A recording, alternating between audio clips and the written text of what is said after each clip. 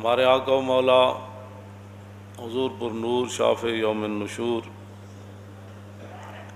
صلی اللہ تعالی علیہ وآلہ وبارک وسلم حضور بھی خوش ہوتے ہیں حضور کے دشمنوں سے دشمنی کی جائے،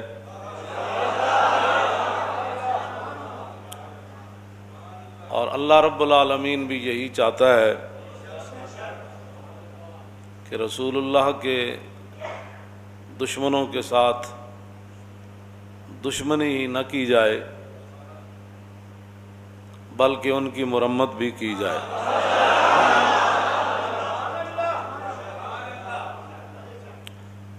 مولانا محمد ہاشم ٹھٹوی سندھ کے، ان کی کتاب ہے السیف الجلی علی صاب بن نبی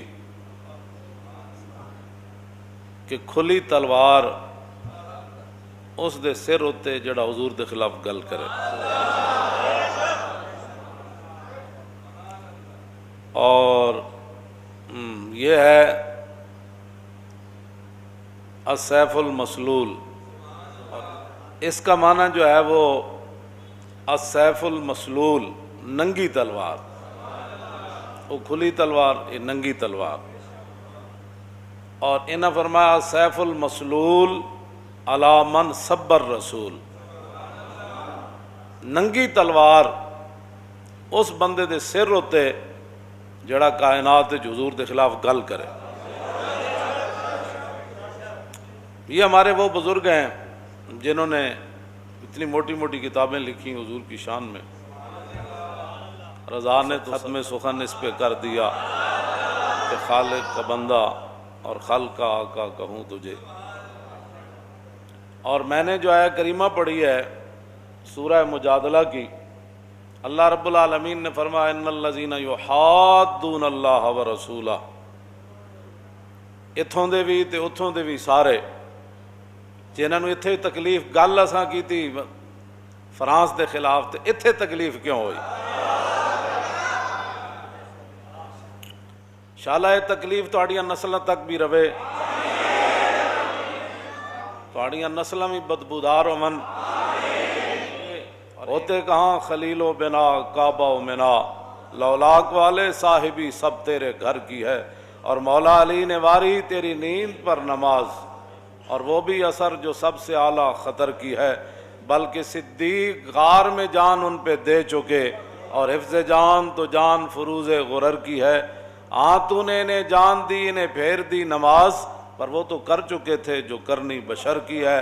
ثابت ہوا کہ جملہ فرائض فروع ہیں، اصل الاصول بندگی اس تاجور کی ہے۔ آگ جل رہی ہوئے جس دے بارے اللہ رب العالمین نے فرمایا قلنا یا نار کونی بردم و سلام علی ابراہیم، وہ آگ جل رہی ہوئے تے آگ دے شعلے بلند ہو رہے ہوں، وہ تو پرندے بھی جل جان گزر دیاں، لیکن گرگٹ دور بہ کے نبی دے بغض تے آ کے پھوک مارے، او دی پھوک نال اگ نو کچھ بھی نہیں سی ہونا، لیکن انہیں جناب ابراہیم دے بارے اپنے بغض دا اظہار کیتا۔ اور مولانا جو ہے محمد ہاشم ٹھٹوی رحمۃ اللہ علیہ نے لکھا کہ من ابغض رسول اللہ بقلبہ فہو کافر، فرمایا جڑا کلمہ تو پڑھے لیکن دل وچ حضور دے بارے بغض رکھے، دل وچ گزر جائے حضور دے بارے تو وہ بھی کھلا کافر ہے۔ زبانی کہنا تو بڑی دور کی بات ہے نا، دل وچ تو کہ نہیں جی بالکل نہیں جی ٹھیک ہے ساری باتیں، ہم بھی عاشق رسول ہیں، لیکن تو پھر یہ لیکن کا کیا مطلب ہے؟ جب عاشق رسول ہے پھر لیکن تو بات ہوتی نہیں ہے۔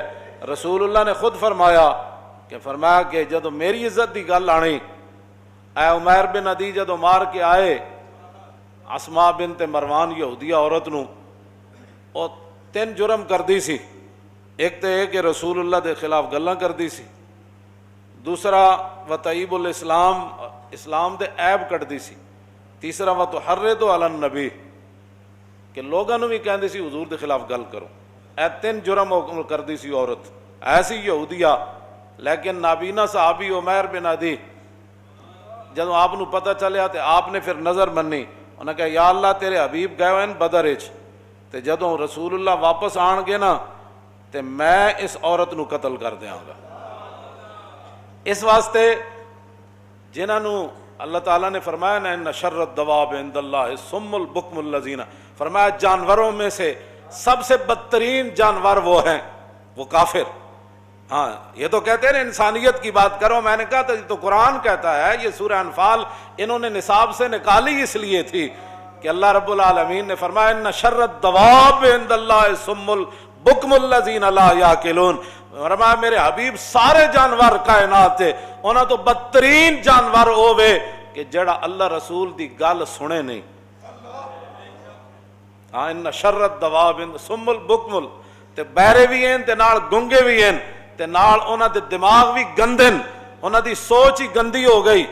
وَلَوْ عَلِمَ اللَّهُ فِيهِمْ خَيْرَ اللَّهِ اسْمَعُهُمْ إِنَّكَ لَا تُسْمِعُ الْمَوْتَىٰ ہے نا، اللہ نے قرآن میں فرمایا میرے حبیب تسی مردے نو نہیں سنا سکتے۔ بعض لوگوں نے یہ آیت چک کے تے انبیاء اور رسولاں دے بارے تے اور اولیاء دے بارے چک کے لے گئے کہ جی بندہ مر جائے تے تسی مردے نو نہیں سنا سکتے۔ مردے تو مراد ہے کافرن، چلتے پھردے مردے جڑے۔ آگے اللہ نے کیا فرمایا، وہ اس آیت کو یہ پھر تب سمجھ آئے گی۔ اللہ نے فرمایا وَلَوْ عَلِمَ اللَّهُ فِيهِمْ خَيْرَ اللَّهِ أَسْمَعَهُمْ وَلَوْ أَسْمَعَهُمْ لَتَوَلَّوْا وَهُمْ مُعْرِضُونَ۔ اے گل ہے جڑی میں ہمیشہ کرنا کہ ساڑھے واسے چے گل نہیں ہے کہ کسی دے اندر پا دے یہ گل ناموس رسالت دی یا انہوں سمجھ آ جائے۔ فرمایا میرے حبیب جانوراں جو سب تو بھڑے جانور ہے کافرن، فرمایا اگر اللہ ان میں کوئی بہتری دیکھتا نا اپنی شان کے مطابق تو پھر اللہ آپ کی بات ان کو سنوا دیتا۔ وَلَوْ عَلِمَ اللَّهُ فِيهِمْ خَيْرَ اللَّهِ أَسْمَعَهُمْ، اگر اللہ ان میں کوئی بہتری جانتا تو پھر اللہ آپ کی بات ان کو سنوا دیتا۔ جو ساڑھی گل کسی نو کیویں سمجھ آ سکتی جی، جڑا ہووے رسول اللہ نال دشمنی رکھن والا تے ہووے یہود و نصارا دا ایجنٹ، انہاں دا بتے خور ہووے، انہوں ساڑھی گل ہے کی سمجھ آنی کہ مولانا کون سی ناموس رسالت پر بات کر رہے ہیں، انہیں یہ بات سمجھ نہیں آ سکتی۔ اللہ نے فرمایا وَلَوْ عَلِمَ اللَّهُ فِيهِمْ خَيْرَ اللَّهِ أَسْمَعَهُمْ وَلَوْ أَسْمَعَهُمْ لَتَوَلَّوْا وَهُمْ مُعْرِضُونَ۔ میرے حبیب ان میں کوئی خیر تو ہے نہیں، اگر کوئی خیر ہوتی تو اللہ ان کو آپ کی بات سنوا دیتا، ان کے کانوں تک چلی جاتی، ان کے دماغ تک وہ بات چلی جاتی۔ وَلَوْ أَسْمَعَهُمْ لَتَوَلَّوْا وَهُمْ مُعْرِضُونَ۔ اللہ نے فرمایا جی آپ دی گل انہوں نے سنا بھی دیندا تاں وی انہاں نہیں سی مننا، بس گل ختم ہو گئی۔ نہیں تینوں سمجھ آتی تو پھر ساڑھے گاٹے کیوں لگدا؟ جے نہیں سمجھ آندی تو پھر تانوں او تے سمجھ آ گئی، یہود و نصارہ دیاں گلاں تانوں سمجھ آ جاندیاں، گستاخان رسول دیاں آ جاندیاں، گستاخان صحابہ دیاں آ جاندیاں، اور ختم نبوت دے منکرین دیاں گلاں تانوں سمجھ آندیاں، انہاں نال تسی کھڑ کے فوٹو بھی چھکاندے ہو اتھے تو تانوں سب کچھ سمجھ آ جاندا۔ تے اللہ فرمایا میرے حبیب جی تے سن بھی لیندے تاں وی نہ نہیں سی مننا۔ منوانا ساڈا کام کوئی نہیں، منوانا ساڈا کام کوئی نہیں، سمجھ آ جائے تے مغلاں دے کتے نوں بھی آ جائے، جے نہ آ جائے تے کلمہ پڑھ کے بھی نہ آوے اور اس ملک وچ بھی نہ آوے جڑا ملک بڑے ہی حضور دے نہ ہوتے ہو۔